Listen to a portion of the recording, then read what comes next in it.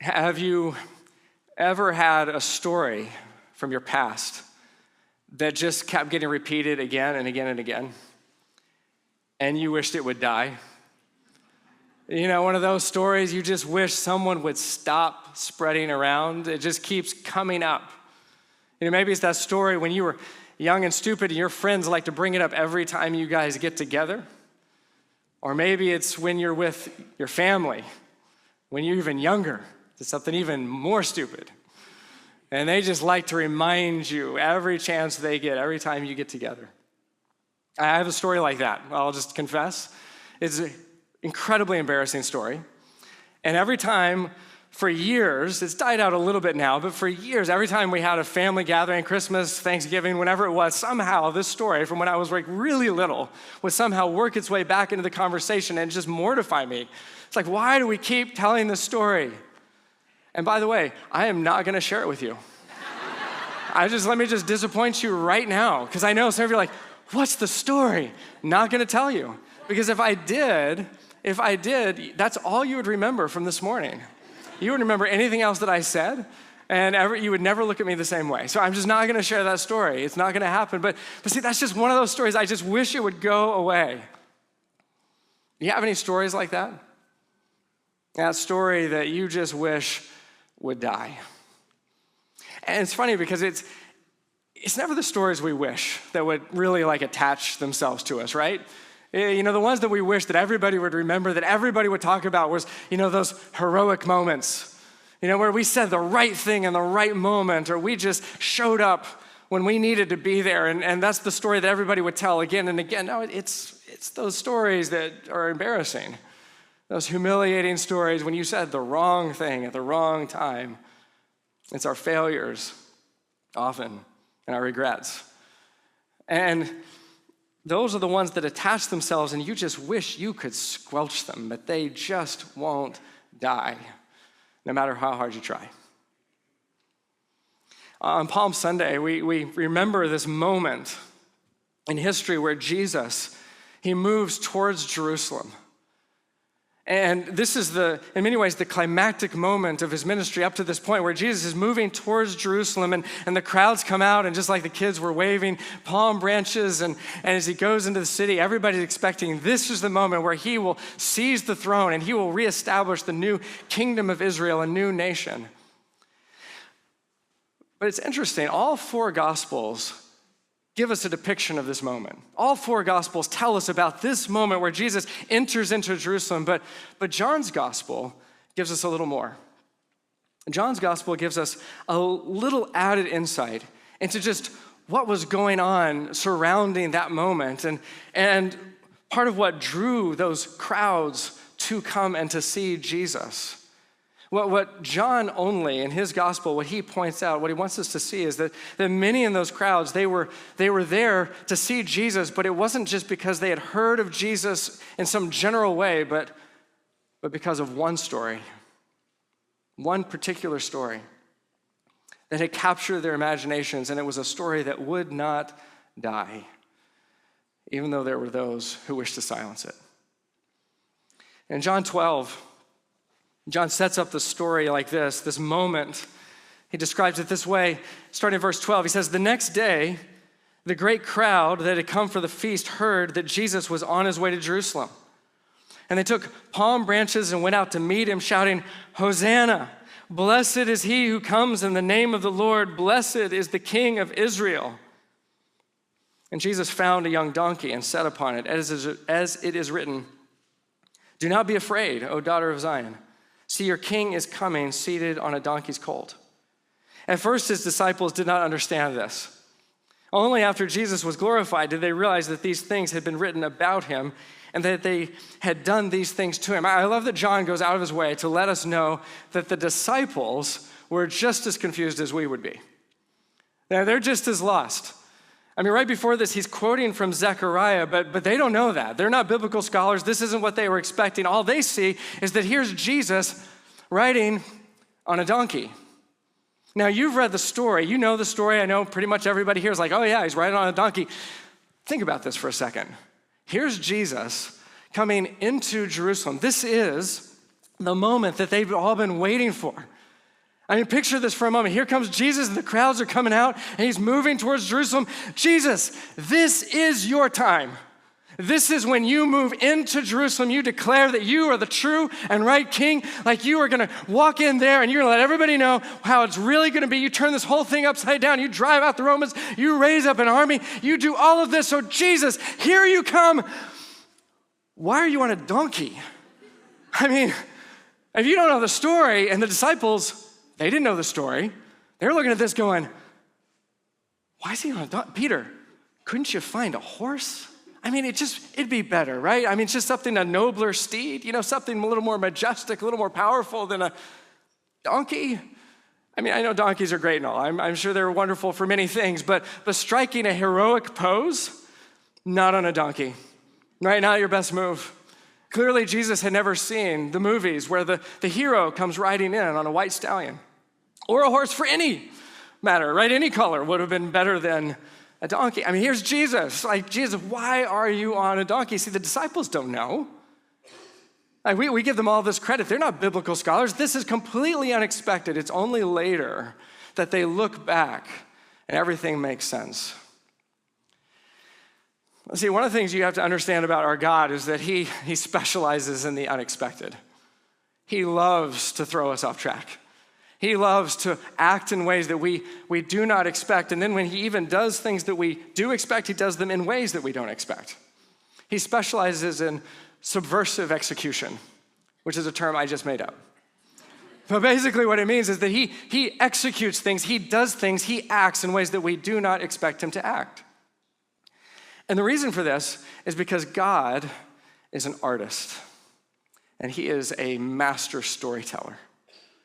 And see, great art always has an element of the unexpected. Think about this. Predictable art is always forgettable. You forget it almost instantaneously. See, art that you expect, that's exactly what you expect it to be, whether it's music or a painting or a story, when it is exactly what you expect it to be, when there's nothing unexpected, it is cliche, it is superficial. It's boring. It's stuff you forget immediately. See, great art, the power of great art is that it has the power to slip past all of our cynical defenses because we feel like we've heard it all, we've seen it all. But great art, it slips past those defenses by showing us something in a way that we've never seen it or never considered it before. See, God is a great artist, and he's a great storyteller. And he knows how to slip past all of our cynical defenses. By the way, this is one of the ways that you can know that you are not the author of your story. I mean, you play a part in your story, don't get me wrong, but you are not the master writer, the master author of your story. Because if you were writing your own story, it would be boring, really boring. I mean, you would write it where you win every time. You only have success. Nothing ever goes badly. There would be no tension. There would be no conflict. You would skip over all of the hard things and just write the happily ever after, and it would be a snooze fest. No one would possibly want to read that story. But thankfully, there is a great author who is writing your story, which means it will be full of unexpected twists that you may not always fully understand. See, this can be the hard part, is that when there are unexpected elements in your story that you don't always understand what's happening in the moment. You don't always understand what is happening as it's happening. It's just like any great story, though, right? If you go and watch a great movie with a great writer or a great novel with a great writer, like, there are all these threads that as you're reading it or as you're watching it that you can't even begin to pull all of them together until the very end, and then there's this beautiful resolution. And this is how God crafts our lives and sculpts our lives, that there are all these different angles and pieces to it that we can't fully appreciate and understand in the moment. And see, if this hasn't already happened to you, it will.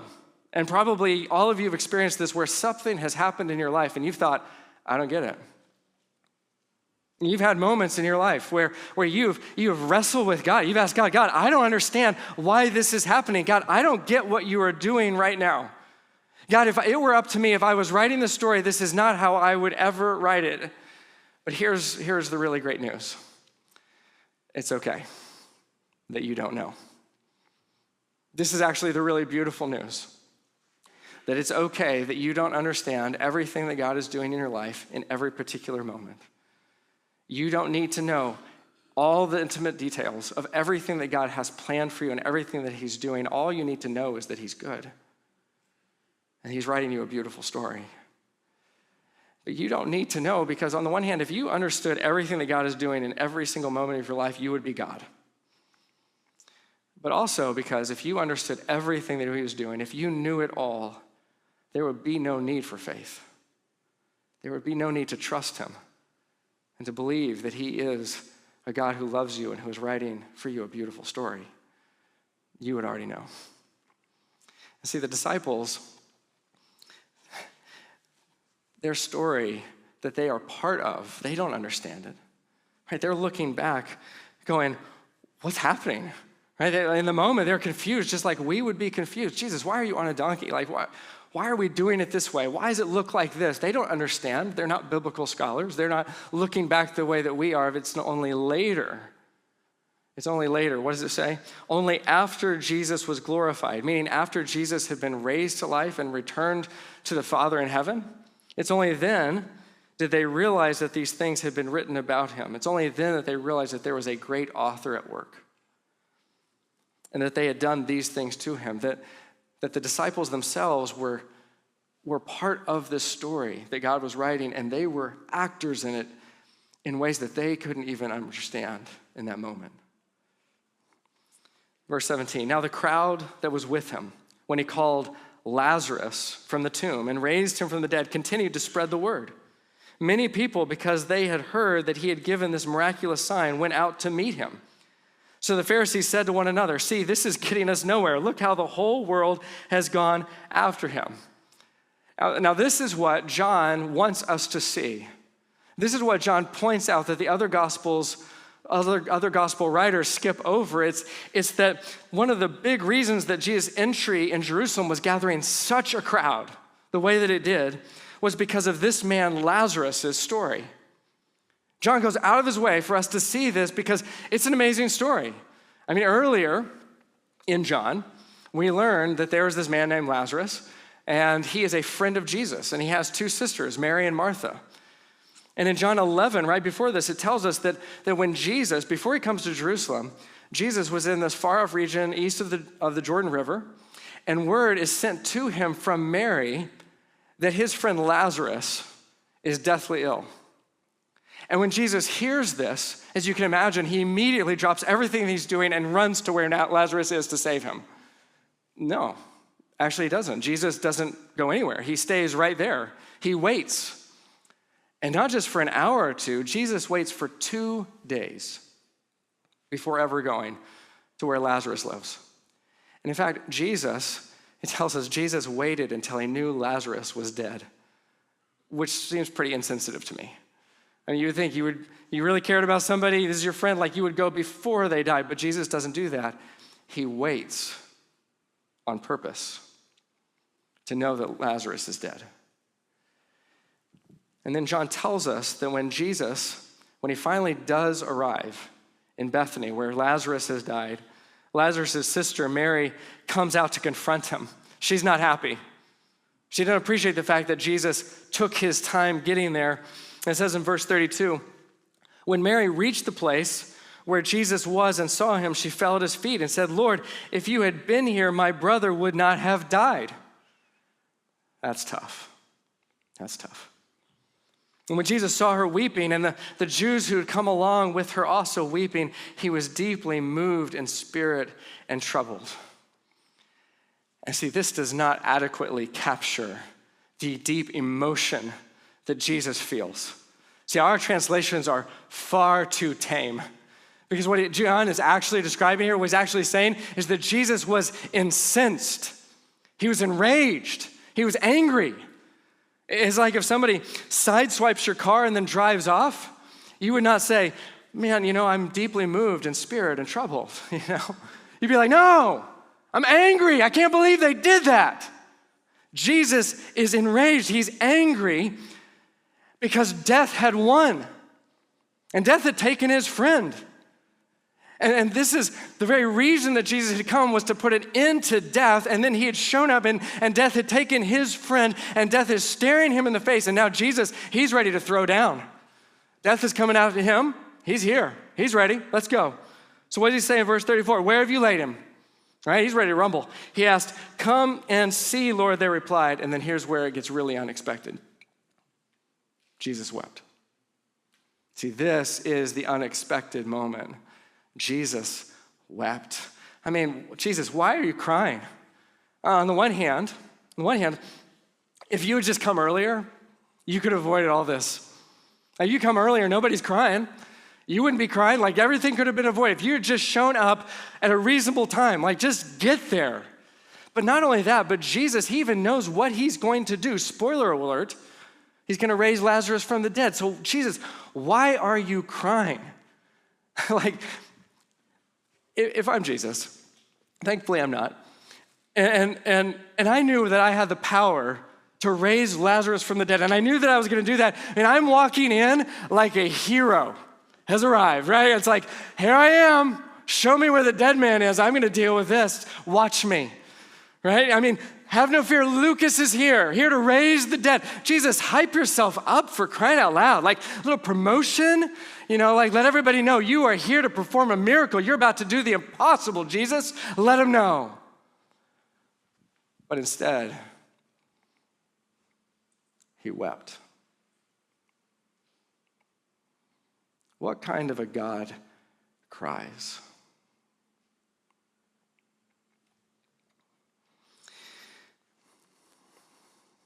A long, long time ago, ancient history, before most of us can even wrap our heads around, there was this ancient time where parents spanked their children when they misbehaved. I know, it sounds barbaric and cruel and we can't even, monstrous, we can't even imagine a time like that, but it's actually true. I actually grew up in a time like that, and I survived, but I'm telling you, this is a real thing. It actually happened in history, and kind of the joke even back then was, as a parent is spanking their child, it's like, don't worry, this hurts me more than it hurts you. Which is a bold-faced lie, right? Nothing true about that. That's why it was a joke, right? I mean, if your dad said it, he's sort of chuckling to himself. It's like, yeah, right, there's no way.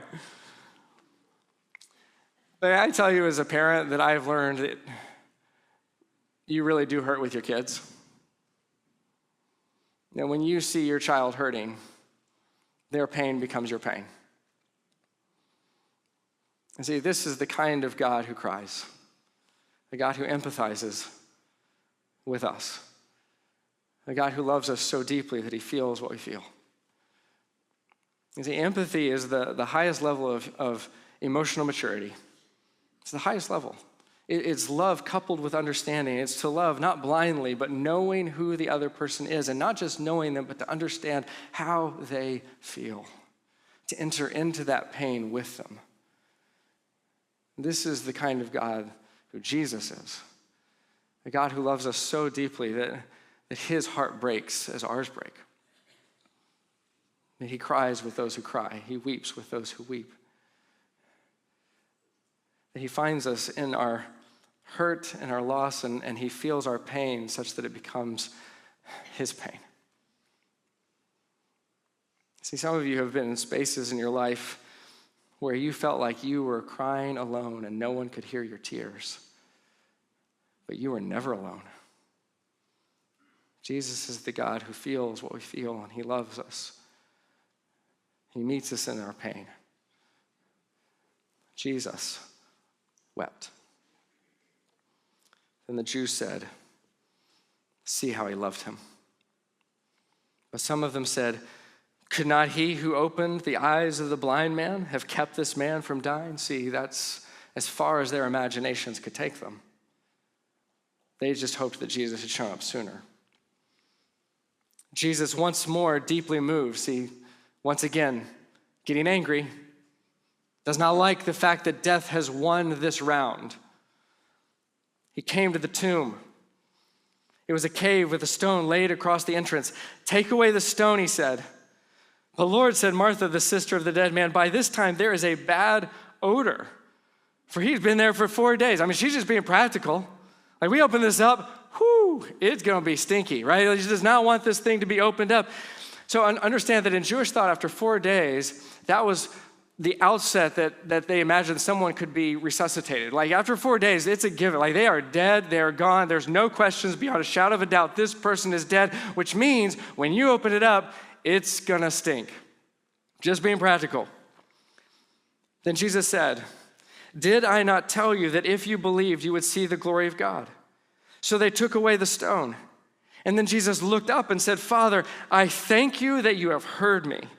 I knew that you always hear me, but I said this for the benefit of the people standing here, that they may believe that you sent me."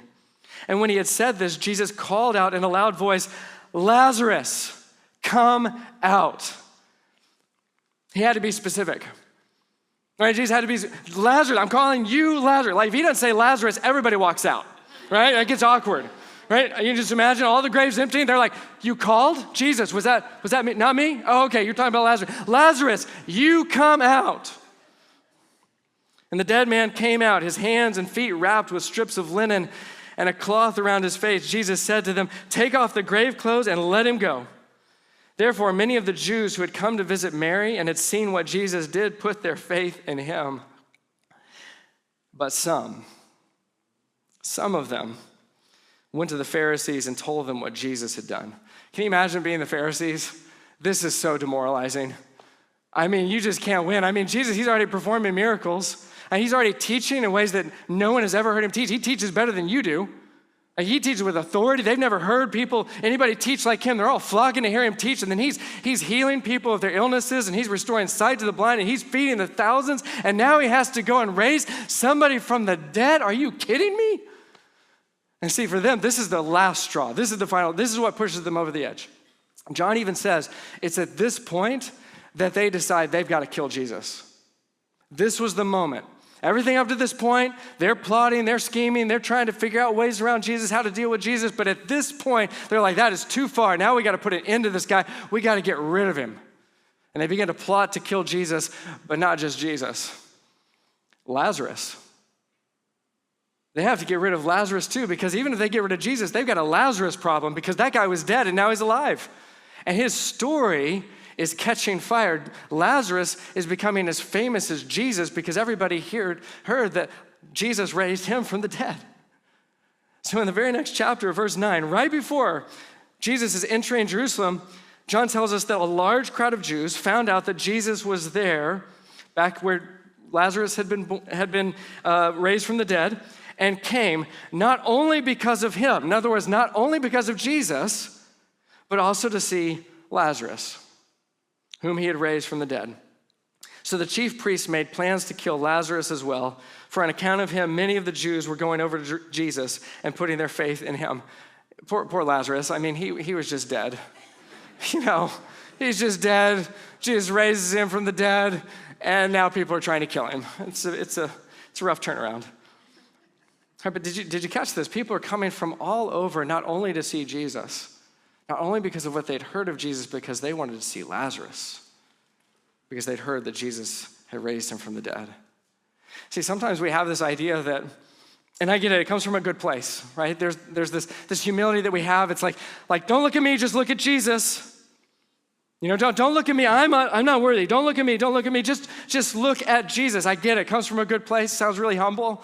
But can I tell you, sometimes, what someone needs before they can believe in Jesus, they have to first believe in what Jesus has done in you.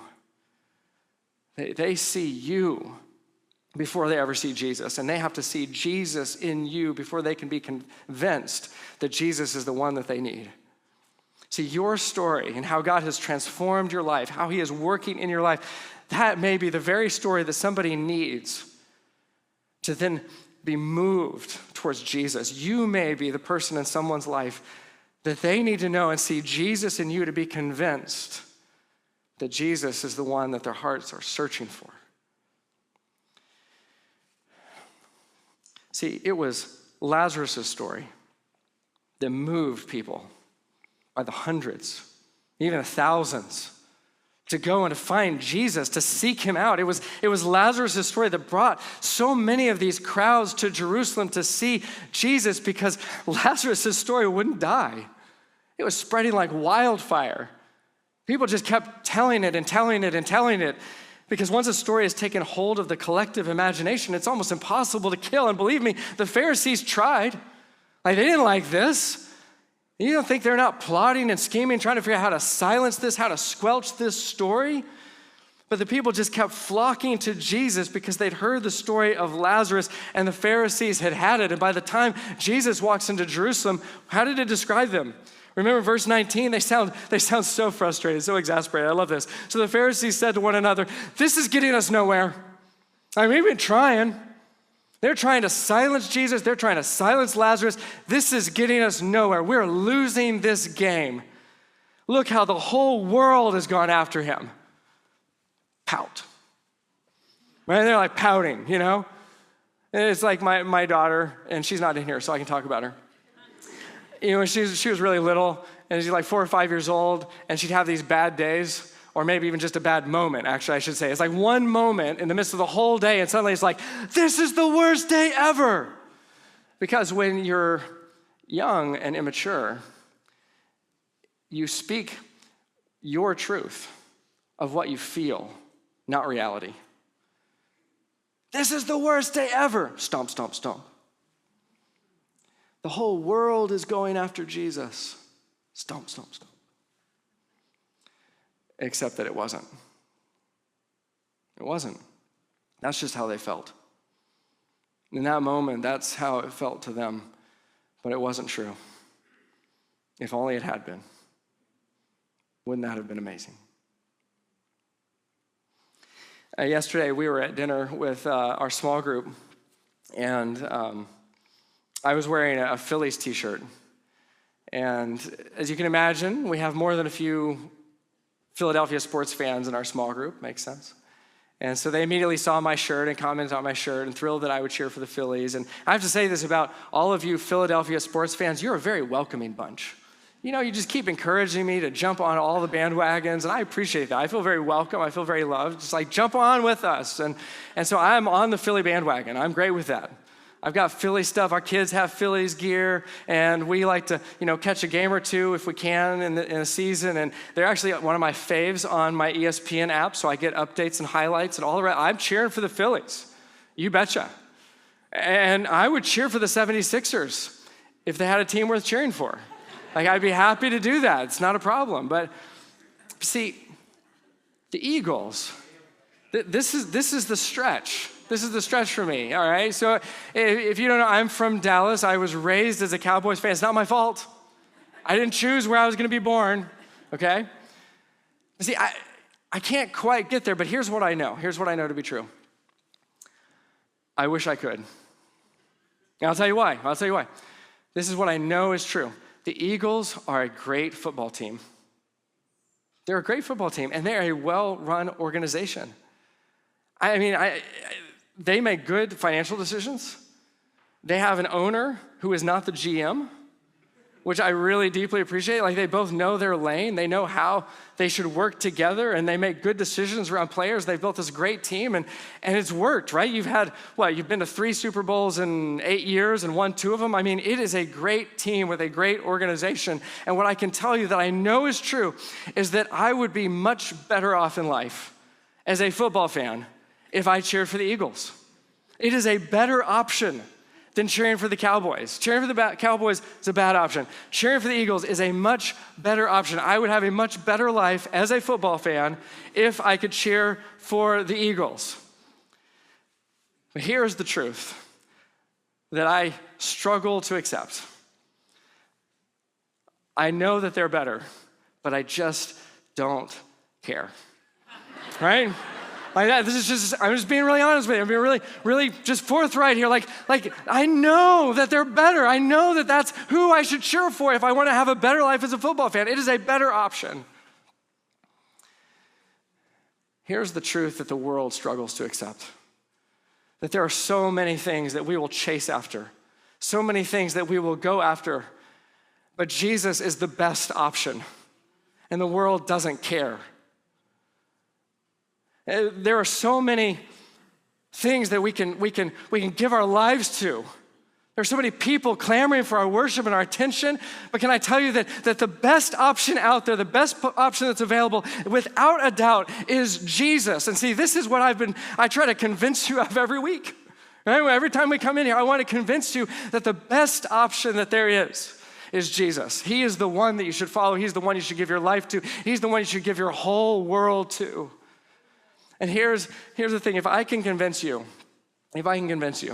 to go after Jesus with your whole life, to go after Jesus with your whole world, then who knows who might see you, who might hear your story, and they would see you and what Jesus has done in your life, and they might decide to go after him too.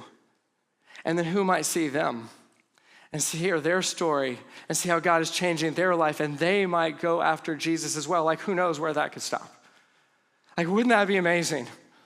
If at some point, as we are living our lives and telling our stories and people are seeing us and they go, man, I'm gonna go after Jesus too, that at some point there will be this tipping point and we would say, man, it's like our whole community has gone after Jesus. I mean, what if it was like, let's not stop there. What if it's South Jersey?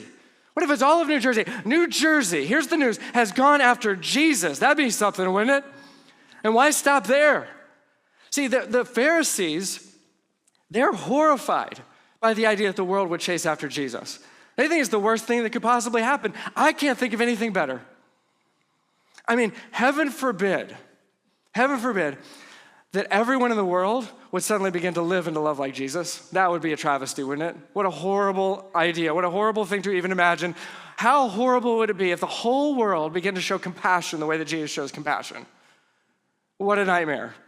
If the whole world would go after Jesus and was to begin to forgive the way that Jesus forgives, if the whole world was to go after Jesus and sacrifice for others the way that he has given his life for us, the Pharisees think this is the most horrible thing that could possibly happen. I can't think of anything better. But see, if we are going to reach the world and see the world change, it actually begins with the whole world inside of us.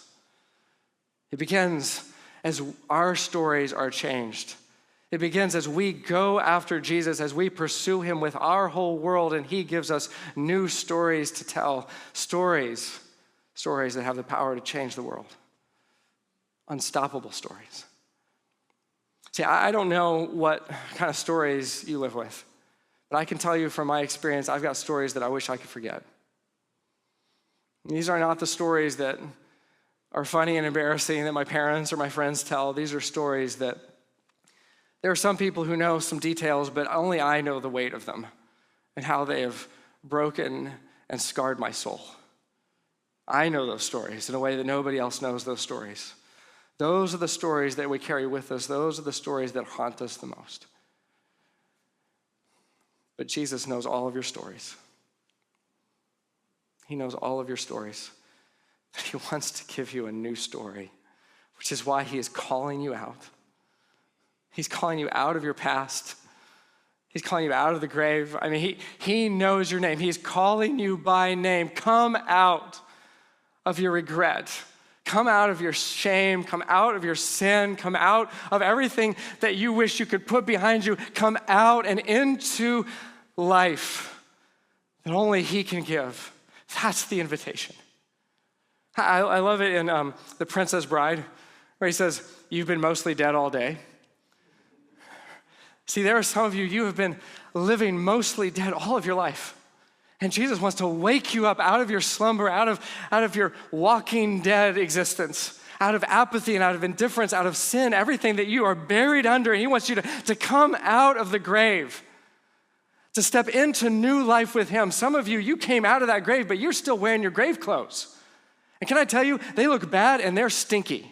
All right, it's time to change and put on the life that you're meant to live. This is the invitation that Jesus extends, because it's so easy for us, even after we've come out, to keep wearing the grave clothes and keep crawling back into the grave. And he keeps calling us out again and again and again, come out into the life that only I can give you.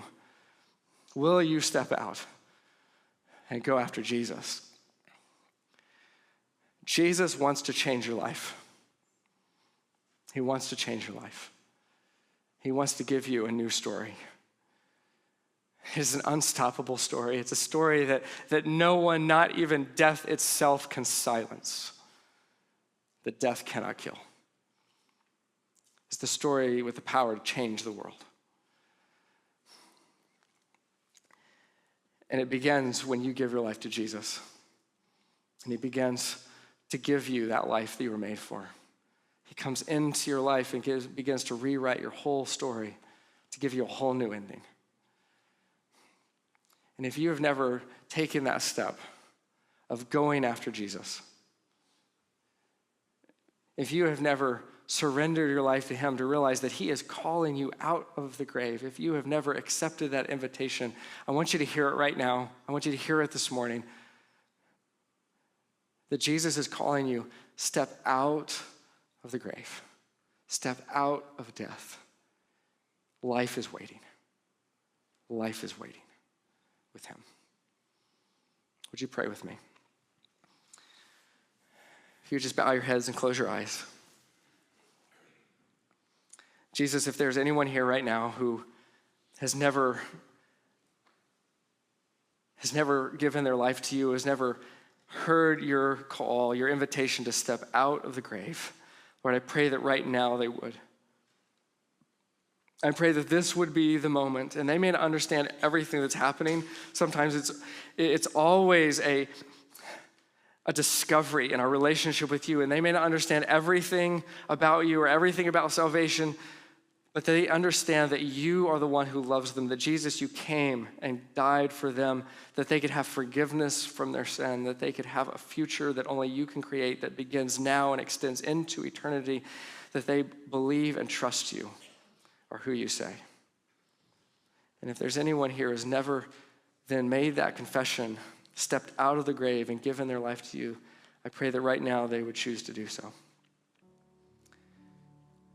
And if that's you, right now, I just want you to hear my voice. You can choose life with Jesus. He's the only one who can give it to you. Right now, you can choose. You can give your life to him. You can say it to him so simply, Jesus, I give you my life. Jesus, I give my life to you.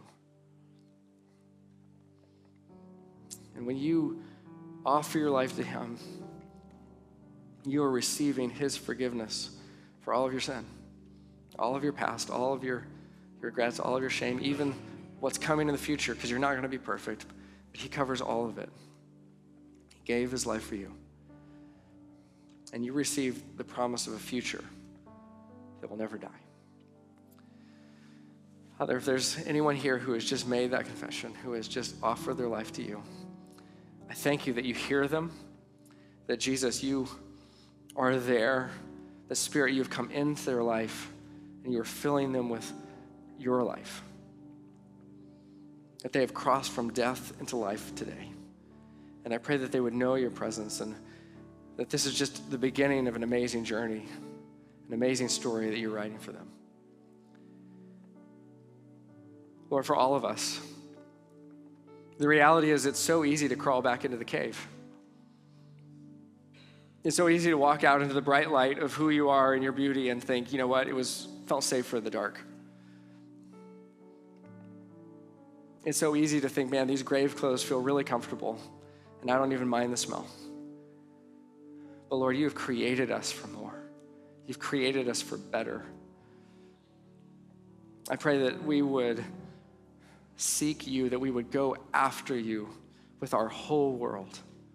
We discover that life in the light is so much better than the darkness. The life outside of the grave is so much better than buried under the soil. And you desire to clothe us with your grace and your mercy and your splendor, to look like you. Lord, help us to go after you, to chase after you with all that we have this week. We'll thank you for it. It's in your name we pray.